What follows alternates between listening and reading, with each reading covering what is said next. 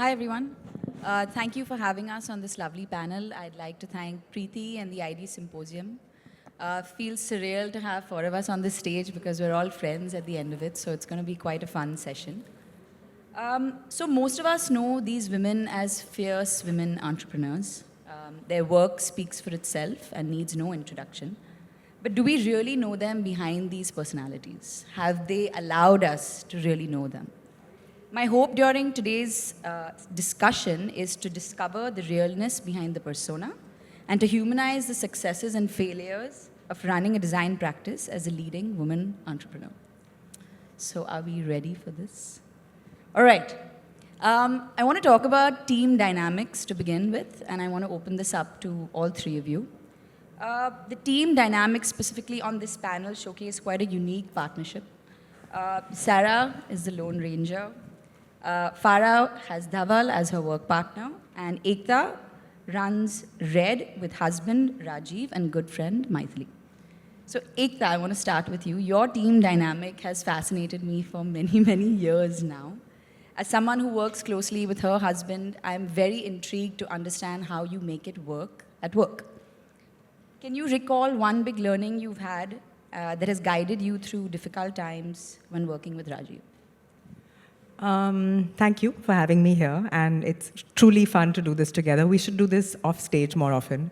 To be honest, I think for us, we don't think of it as uniqueness in the firm. We're just working with friends. Rajiv has been my closest friend since 1995. We dated for many years before we got married. We say because of lack of choice, but it's a journey which has been beautiful. We've grown together, we've evolved together. I've known him in my teenage years, so yes, I'm dating myself at this point, but it's truly who you live, eat, breathe, sleep with, and is truly your friend in all aspects. Maithili is also a very dear friend. Again, we met in architecture school. We worked in the same firm, and then we lived in New York together. So I think the beauty of our collaboration together is true friendship. And I think there's a certain honesty with it, which keeps it real. And I think that's what it needs to be. We all bring a certain sensibility and a certain vision for what the firm needs to be, and I think we're aligned in that. But each of us have a unique, specific personality, which makes it different. Rajiv has an obsession, which you know, for detail. I can really say that there's really no detail that he can't solve. So if we are breaking our head somewhere, there's a call that goes to him. Not just us, but everybody in the fraternity. Maithili has a really bold, unabashed use of color, use of pattern, which I'm scared to do. As you can see, this is the maximum color that I wear. And for me, I mean, honestly, I'd like to think of myself as this time management ninja, literally. It's like, it's Durga with her multiple hands, like it's honestly that. And those are those individual quirks that come into a practice as a whole, which makes it solid. And I think that's pretty much how it works. So we feed off each other's strengths, and we have a common goal to work towards. So it's as simple as that. That sounds really beautiful, and that you've kept that as a constant, with this relationship that you have with both of them. I want to open it up to Farah. What do you think you've learned from your partnership with Dhaval? So with us, it's been wonderful. I think I couldn't have asked for a better partner. I think we complement each other in so many different ways. He's a man, I'm a woman. So we never have the same problems at the same time of being pregnant or breastfeeding. So he gets it. He gets that I need to go home to my kids.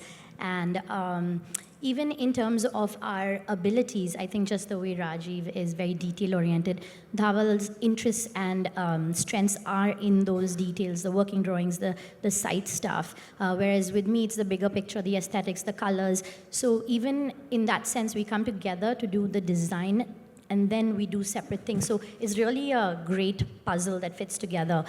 But of course, having a partner has its advantages and disadvantages, and I would have never done it any other way. Okay, Sarah, you're the Lone Ranger on this panel. Do you feel like you could have had a partner somewhere down the line that could have helped you share the load? Any thoughts on that? All the time. I think in the initial few years, I felt like all the time that I feel like I could have expanded more, faster, better, if I had someone who was like a clone of me that clients respected enough. So what happens is that as much as I have built out my team, if Farah or Dhaval goes to site, or if Ekta, Rajiv, or Maithili goes to site, the client is going to respond in exactly the same way. But in my studio, what happens is that if it's not me, there can tend to be some resistance where the client is like, where is Sarah, you know? And if Sarah has a personal life, or Sarah has just had a child, or Sarah just wants to stay at home and not be there, it becomes very difficult. So while all my life events were happening, it was really challenging for me. I've had no maternity break. I never get days off. It's definitely a huge challenge for me. But my solution has been that I have empowered my teams the maximum I think is humanly imaginable and possible to be as bold in their decision making, so that my involvement has reduced. That's just my only solution and recourse, and that's why we're so focused on building out very strong teams, since I cannot split myself into multiple parts and be there. I think it's very commendable, the systems you've built around your business to make it dependent but not too dependent. Okay, let's talk about perception versus reality. Being a woman in design myself, there have been many days when in the name of professionalism, I've had to put on a brave, strong front in a very challenging and painful situation. It's no secret that women feel and emote far more than others. And there's this feeling of not wanting to come across as weak that we've all felt at some point in our careers, right? How do you balance yourself during these moments of being perceived as strong versus actually feeling quite weak? Anyone want to go? Well, I just explode at home and it just comes out on my poor husband, but he's so used to it. So it's never bottled. So I'm strong in the office, then I come home and it's, I don't know what to do. This client called, Dhaval said this, my senior is quitting, what do I do? And there's just too much happening. But I think for me, my mechanism is to just take it all out, and at some point, it has to. Otherwise, you can't go back and be strong or stand the next day. I think for me, I've become very good at regulating my feelings, one, but also to express it exactly in that moment. Like, I don't want to bottle it up. I used to do it for a very long time, but it became a very negative thing for me. So if I feel like a client has crossed the line, in that exact moment, I will let it out, okay? Otherwise, what used to happen, I hated confrontation. So I would just give like an awkward head nod or like get really quiet. And then later it would like really boil and like kill me inside that I should have said something back, or I should have set this person straight. But because I'm so, I am quite a meek person, that I was not able to find my voice. But now this is my 15th year of working and 10 years of my own design studio. I really feel like I'm finding my voice more and more. So if I'm feeling emotional about something, I'm very happy to tell a client, hey, listen, I'm feeling really unhappy that you said this. It's really bothering me. And I don't feel like it's unprofessional. I don't feel like, people feel like I'm too emotional. This is who I am, and I can't pretend to be professional or corporate because that's what your perception is of how I'm supposed to be. I'll just stick to doing what I do best and emoting in the way that feels most comfortable to me. I think for me, it's been exactly the opposite journey. I am, and anybody here who knows me as a super alpha Taurian personality, I shoot from the hip, and there's no other way that I know. I think over the years, I've learned to mute myself down because it's not always worked out. And I have to thank Rajiv and Maithili for being that voice of reason. Maithili at least only deals with it work-wise. Rajiv comes home to this alpha personality. So it's not the most ideal situation. I'm giving you a lot of credit here. But I think what has helped me, and I agree with Sarah and Farah in that sense, where you do need to voice it if it bothers you enough. But I think you need to sleep over it. I think that knee-jerk, off-the-cuff reaction is not ideal because you're both parties, whoever you're dealing with in that situation, are volatile at that point. And I feel like if you take a step back, sleep over it, and if you feel as strongly the next day about what you're going to say, then say it. But if you actually have a muted version of reality then might be a nicer way to put it across. Not to say that you need to take shit, you don't. But maybe you need to package it beautifully, yes. More measured response. Yes, that's always the wiser choice, isn't it? Okay, so Sarah, you have been called the social media queen of our generation. You have close to 500,000 followers. You put a lot of hard work into it, and you've really made yourself relatable to your audience. I'm very curious. Are you able to look at social media content today without seeing it as an idea you can mine, or as a piece of content you can enjoy without judging it? Yeah, absolutely. I love social media. I love what so many other people put out there.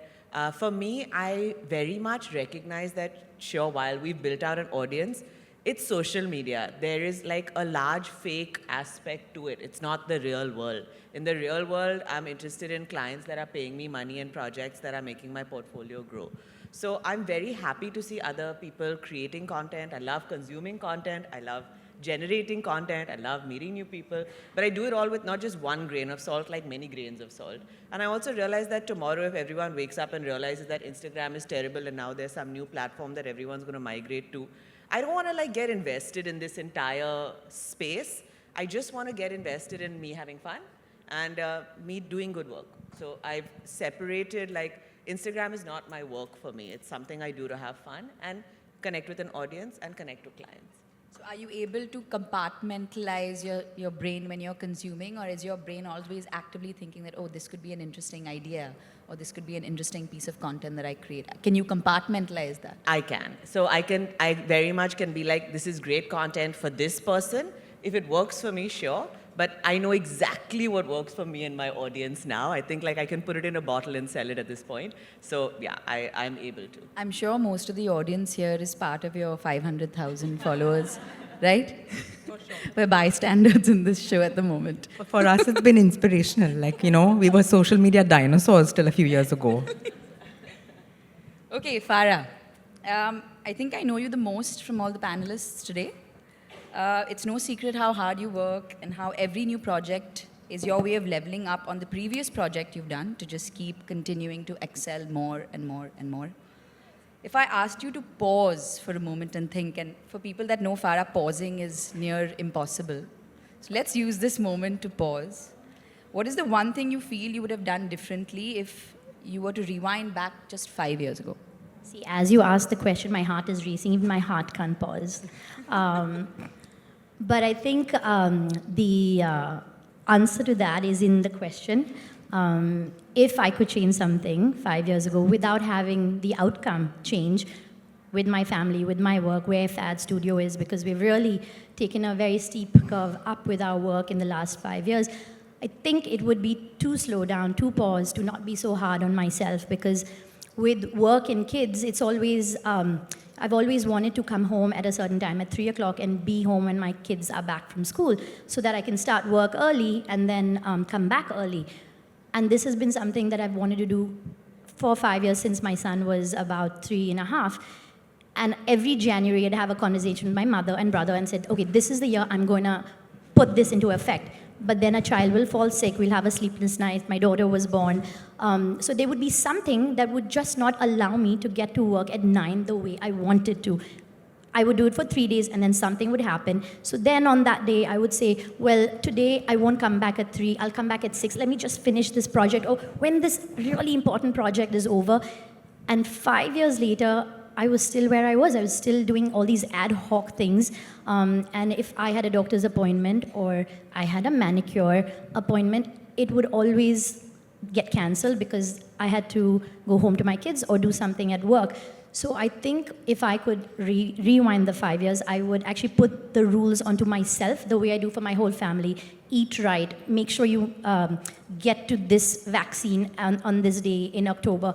So just the way I'm such a stickler for everybody's health and happiness, I should have done that for myself, because I think what I would do is stop my own workout, stop my own doctor checkup, stop my own self from just lying down and looking at the ceiling for 1 minute to just clear my brain. But that being said, this is the year that I've done it for a month. And I'm much happier for it. And it's okay if I can't control the color of one thing and Dhaval takes that decision. And I think the process is of the only way to slow down is to either let go or do less projects. So if we're not going to do less projects, I can at least not be in every single decision. So I'm hoping for that for you I this think year. everybody I'm is. with you. Because everybody, Farah is synonymous with hectic. Shall we start with today not taking the flight immediately Yes. after this talk After this and flight. hustling us at breakfast? Ekta, what about you? If you were to rewind back 5 years, not saying you have any regrets, but if there's something that you could do differently, that you would have control over, what do you think that would be? That's a tough one.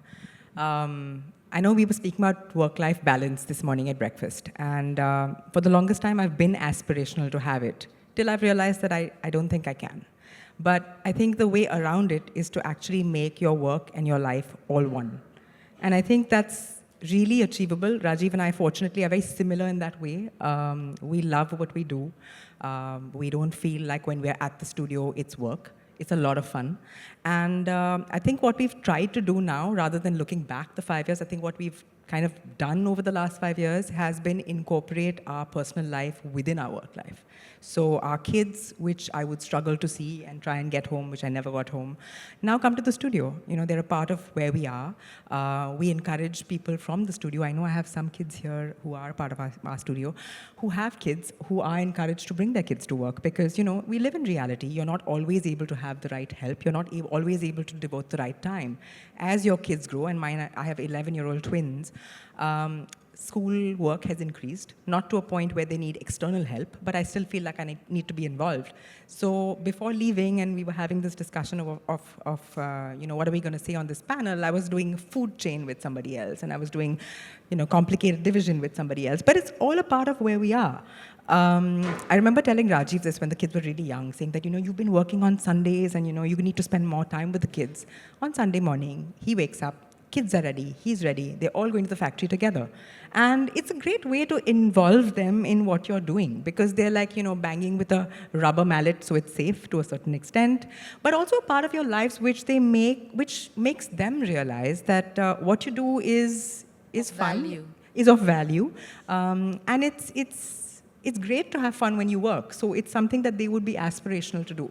So I think, I don't know You if I've think you've answered been that. successful in integrating both aspects of your life, work and your personal life? They are integrated. Some days it's successful, some days it's not. That's fair. Okay, Sarah, from beginning as an art history student, then moving into a career as a TV anchor, I don't know if a lot of people know this, and taking on over 60 projects, scaling an Instagram following of 500,000. Is there one skill set across all these aspects of your decisions that have really you know, been one of the most valuable or transferable in your everyday life? Like one skill set? Introspection. I think I am really, really good at, after any situation, good or bad, I will always go back and say, what did I do right and what could I have improved on? Like whether it's a project, whether it's a relationship, whether it's a conversation, my quest in my everyday is to be better than I was yesterday. Whether it's my fitness, whether it's restaurants that I ate something at, I just want to be improving continuously. So I think that is something that is common across all of my very varied life experiences and aspects, is I have a very deep, deep desire to just be better every day. So I have two mantras. One is I want to learn something new every day, and I want to be better than I was yesterday. So I really live by those every single day, every day. I think you've also been very vocal about manifestation and how you're very clear about what you want and you almost go out and chase it. I do. Can you share a little bit about how that's worked for you and when did you start doing that? What were the challenges when you first started approaching your life and the work that you do differently? I started doing it 10 years ago. I've been doing it religiously for 10 years now. And so at the beginning of the year, I'll make a list of everything I would like to get done. And I work out religiously. Like, I'm agnostic, don't believe that there's only one God. I think there's multiple sources. So I don't have a prayer that I do. But my form of prayer and meditation is my workout. So every morning for 1 hour, while I'm working out, all of those things that are there on that list are replaying continuously in my mind. Like I literally will look at it before, like right when I wake up, and I will manifest it in my brain as though it is already there in my life. So say if I want to do a 30,000 square foot house, I have manifested what I'm wearing when I'm walking down the staircase of that house and what my client is saying to me. And I've imagined the situation a million times. So it goes into that extent, like I will know what earrings and shoes I'm going to be wearing. I'll know the color of the staircase. I'll know what the railing looks like. It is so real to me, and I keep going over these thoughts again and again. And then at the end of the year, we will tally all of the goals that have been met. And if I feel like I've set an unrealistic goal, then I, again, assess, see how I could set it better for the next year. And every year it's been a process. And I have a very happy relationship with my husband in the sense that he also believes in this. So we do it together as a joint exercise. At the end of the year, we take like a week off. We go somewhere. That's not work related. And then we both sit for like literally a 24-hour chunk. I review his, he reviews mine. And we do this as like a proper tallied and tabulated exercise. It's not just like, let's set some goals. It's like we put it like a Google Calendar block where we have like entire goal setting, manifestation exercise. So something I'm at every day. Very nice. I started doing that as well, and it feels a bit clinical in the beginning, but it gives you so much clarity for the whole year, and having your life partner be on the same page with you gives you this sense of, I don't know, being invincible almost, right? And it's like a joint support purpose, system. you know? Yeah, so like if I know that this is part of his goal, like say for example, if he wants to meet a client on a Saturday or Sunday, I'm very clear about not working on the weekend, so it always becomes like an argument for us, you know, like, why are you doing this on Saturday, or why are you doing this on Sunday, or why are you having this late night meeting? Me with him, not the other way around. So if I know it's part of his overall goals, I'll automatically simmer down because I'm like, okay, I get it. Like, you know, this is something that he really Larger wants. perspective. Larger perspective. And I know that this is something that's a huge goal for him. Or even if I'm talking to someone else that I know can get him to that goal and vice versa. So it becomes an amazing joint energy. I like that. That sounds very empowering, actually. Okay, Farah and Ekta, you both wear multiple hats.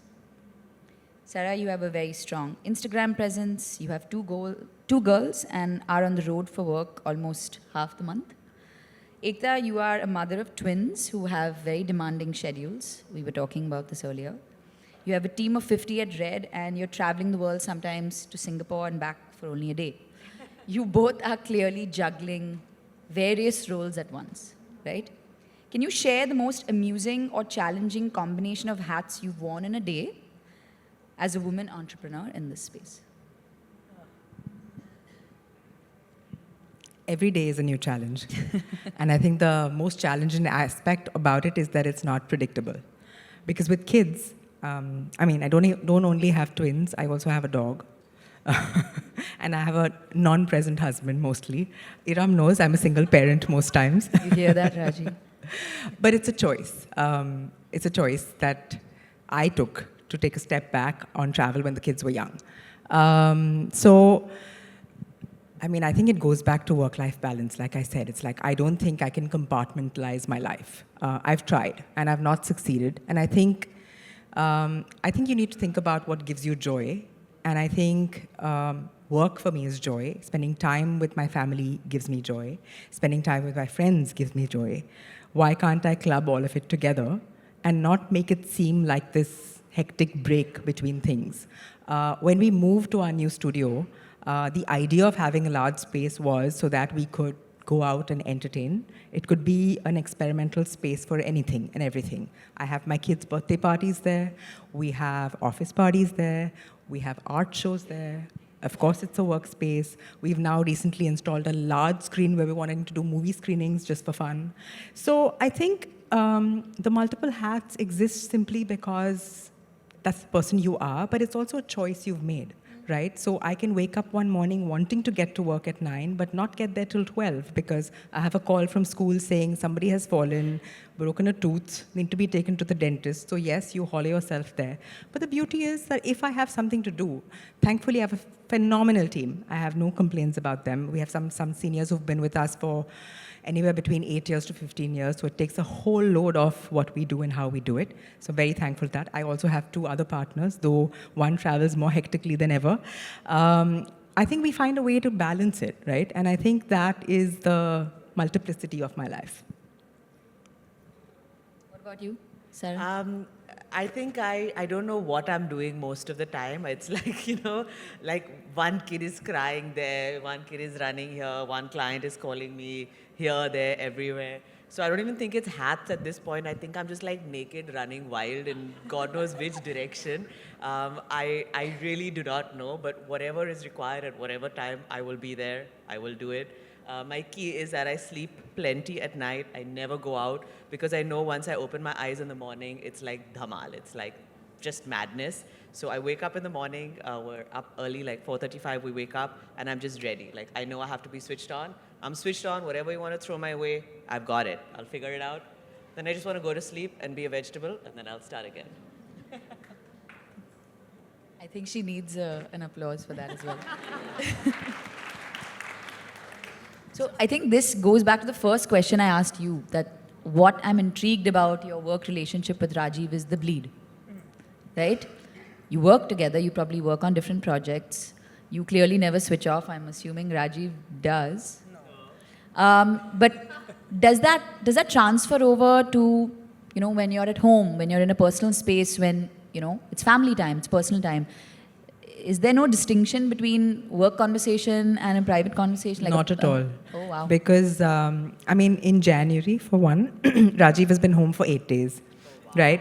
So if I had to have distinction in that, we would never get a conversation done. But I actually feel it's fine because I feel like my kids, as they're growing older... Do not give him a mic. Yeah, do not. I'm not ready for that discourse. But I think your kids see what you do, and everything is a part of that conversation. So our dinner table conversations are bizarre.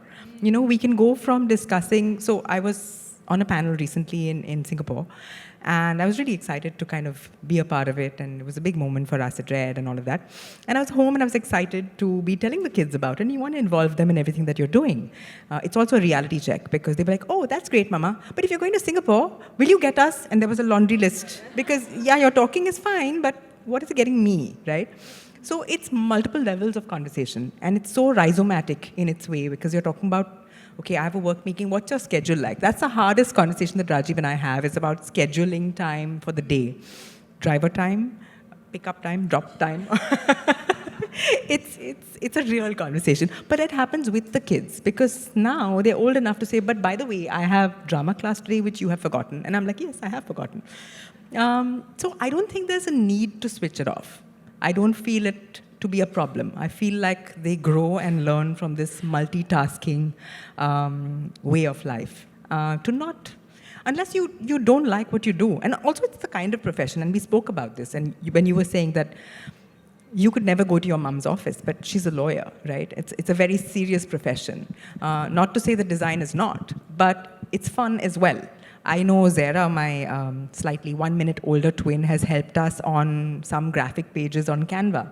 And she's enjoyed being a part of it, and seeing that we've actually used her backdrop somewhere has been fun for her.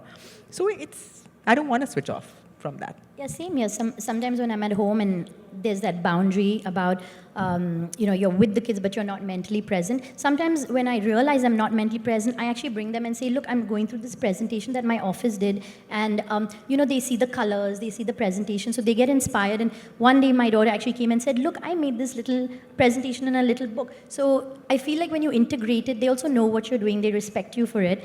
And when my son Googled Farah, he's like, why are you on safari? And he was very proud. So I think it's a nice integration when, like you say, when what you do is not work, it's fun. So it's nice for the kids to see that you're having fun doing work so that when they grow up, they can find something that's fun, not that something's dumped on them. Yeah, I don't think there's any right way or wrong way. I think your children eventually will end up emulating a lot of what you do and find their own way around it. Or finding that they don't like what you do, and finding distinctions, like Sarah said, which is fair. Sometimes... I think that's what happened with me. Watching my mother work till 7 a.m. in the morning, it made me realize that I never ever want to do law. And when I was asked by people, why are you not doing law? I couldn't say that I hated the profession. I would just say I'm too dumb to be a lawyer. So be like, okay, move away, Anjali. Let's talk to Aarti, your younger sister. So that was a nice hack for me. Thank you, guys. I really don't want us to end, but I think we need to. Thank you so much, Ekta, Farah, and Sarah. Thank you. Thanks for having us. I hope all of you enjoyed the session. And I do hope we can do more of these sessions where we can humanize, the speakers behind the work that they do. Thank you so much.